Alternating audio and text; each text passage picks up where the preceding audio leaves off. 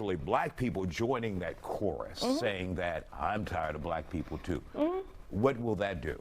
It's not going to do anything, because here's the thing, that black person or the black people that are on the internet saying that can go somewhere and they're going to be already stereotyped into the group that they're trying to separate themselves from just because they're black. You actually have to be around people to see their behavior. You have to witness their behavior to actually understand who they are. But she could sit there and be in a crowd of a room of black people, and guess who she's going to be included in that group as well. She's not doing anything that is going to help her or her race at this time. All right, Angela, let's hear from you.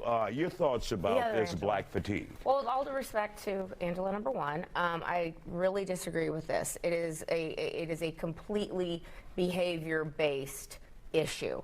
And when white people, black people, Hispanic people are saying we have black fatigue because of the behavior of some black people, we've all seen it, we all know what it is. It's everywhere, and you know the issue is way more insidious than people realize. And I talk about how a lot of these things come back to what the Democrat Party has done to the black community purposefully, starting with the Great Society of Lyndon B. Johnson, who he famously said, "I'm going to have these N-words voting Democrat for the next 200 years." When Democrats said you don't need fathers in the home, you can be on welfare and have as many babies as you want. And oh, by the way, we're going to destroy public schools, and we're going to make sure that behavior standards are seen as racist. So the out of control behavior that we've seen in the classrooms, in society, all over, is part and parcel of what the Democrat Party has done to the black community. All right, Eugene, let's hear from you before we have to take a break. Man, why are we all? What does the Democrat Party have to do with black fatigue? Everything. Hold on. Okay, first of all, I think he asked Eugene. So last time I checked, I'm Eugene on the stage. So the Democratic Party has nothing to do with black fatigue. What the original term from the actual black community of black fatigue was after every other community decided to vote, since you want to talk politics, Donald Trump, then black folks said, we're going to sit this one out. We're going to let this thing burn down, and we're going to go have a good time because we're tired. We have been struggling. Our grandparents, our great-grandparents, our great-great-great-great-great-grandparents have been fighting this same fight. So if you guys want to turn around, and you know, he said the N-word, why don't you guys feel so comfortable, just say it. Just go ahead and say the N-word. We're you know, if it's so okay, if you're so fatigued, if you don't want to recognize the civil rights plight, go ahead and say the N-word. No one's stopping you. It's a free country, I don't right? need show, Eugene. I mean, I'm just about saying. to lose me my show. but that's my point. It's a lot of things that they want to use code words, whether it's DEI, whether it's black fatigue. They just want to be able to say the N-word without being able to say the N-word. So do you not find certain behaviors objectionable? Or you think it's cool? Listen, I live in a real community. I see a whole bunch of unruly white folks, Hispanic folks. So it's not just the black community, but we always want to emphasize on black when it's negative. All right, we'll take a break there. Don't go anywhere. We'll continue our discussion after the break. Welcome back to The Factor Uncensored. We continue our discussion on black fatigue tonight. The feeling involves the stress that some black people deal with when it comes to constant exposure to racism. But there are people on both sides and inside and outside the black community who say they are tired of hearing about it. Our guests are back here on The Factor. Emenderlin, let's begin with you. As a conservative, your thoughts about black fatigue. Well, whether you like black fatigue as a name or not, it's the truth. Like, we're tired of the victimhood mentality, the trauma identification, the need for external, agreement. That's ridiculous. That's terrible for the black community right now. That's terrible for the children growing up. I mean, there's so many broken homes, and I think that's the core foundation. Number one, I believe the core foundation is that the parents failed to not only unify the home, but also failed to put true identity in God in the children. So if you don't have identity in God, you don't have identity at all. That's number one. Do you at all see the black community as a lost cause, or just Absolutely some not. individuals? What? I don't believe the black community is a lost cause at all. I just believe that we need to stop as a whole with all of this complaining. We need to move past the past and, become better.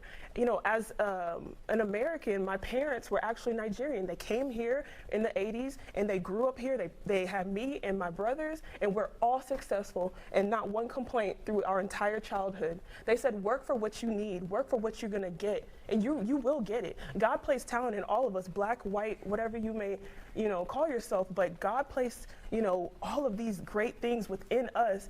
Why should I now say, oh, well, a white person thinks this of me, or there's racism here and there? I don't think about that. I don't wake up every morning and have racism and all of these negative things on my mind. I move forward and I move past that. All right, Sean, let's hear from you. Your thoughts about this conversation and the term that we now hear. And again, I was so taken by your speech. The term we're talking about is black, what was it again? It's fatigue. Okay, so on black fatigue, and coming from somebody, and I think I agree with her tremendously, having a school for 3 decades, it was the first hip-hop dance school in the country. It's a cancer to tell a young kid that they're oppressed, that they're less than, and the world's against them. Right from the beginning, you're setting a standard by which they have to overcome something, when really you need to put God in them and tell them how great things are for them. Amen. So I was never around black people to complain. All the actors and dancers I was around, they had a sense of purpose. They were dynamic, and they never complained. So to me, it's really what I get is in social media is a lot of white people complaining and creating this problem, saying, look, watch out, these people are in trouble. I'm like, back off. Let them create their own destiny. Absolutely. So I don't see that as being the black issue. I see more of a liberal white situation when they're not even in a position to complain or talk about it. They're virtue signaling, and it drives us nuts. Okay. Dr. Jones? The conversation that we're having here is whether black fatigue is a real thing. But the problem is that the reason this topic has come back up is because of the viral video that recently came out of the woman that called a 5-year-old autistic kid the N-word. And then she raised $700,000 by a Christian organization, and I am Christian as well, so I just want to put that out there as well. And she raised $300,000 from another organization. I don't know if she actually got that money, but then this video from the person who originally started putting this on TikTok came out in reference to that. Yeah. Now, I am a first-generation American as well, and I was taught a certain way as well, but what we cannot ignore is the things that have set us back as a community. The reason we are not where we're supposed to be is because we are still only a couple of decades away from what we have been oppressed from and the things that we have gone Constantly from. looking at the past. My Wait, grandma, really quick, let Dr. Jones talk. Okay, and so my grandmother, who just passed away last week, was there for the civil rights, was there for everything like that, and I was there to see all of those things as well. It cannot be ignored that these things are still oppressing our community. I understand, and I actually agree. I was instilled hard work, go to school, do what you're supposed to do, and I did. But I'm not going to sit there and ignore as though the people in my community, not everyone had that opportunity. So at the end of the day, to say yes, we're tired of it, but let's go in every community. We could sit there and say there's white fatigue, there's Hispanic fatigue, there's Asian fatigue, there's fatigue in everywhere. But the problem is that they're always emphasizing the black community as the pitch. It's the behavior in every The community. behavior is the problem. Now, here's what's disgusting. We're coming up on the 5-year And we got 30 anniversary seconds, of guys. the St. George Floyd of fentanyl dying. And every white Man, liberal, stop. and He excuse had me, his every knee white on his liberal, neck. I'm not every gonna- white liberal I'm on not planet gonna let her Earth spew a lie. said that I'm not letting her spew a George lie. Floyd is the He had epitome his of knee black on the people, neck. and we had billions and knee billions on of the dollars neck. that didn't cause his death. He wasn't murdered. That's off topic. Millions and millions of That's off topic. dollars. Thank you, Millions of guys. dollars. We want to thank you for joining us here on It's The the truth. Factor for Hallelujah. this segment. He wasn't murdered. Thank you. Still ahead tonight. We'll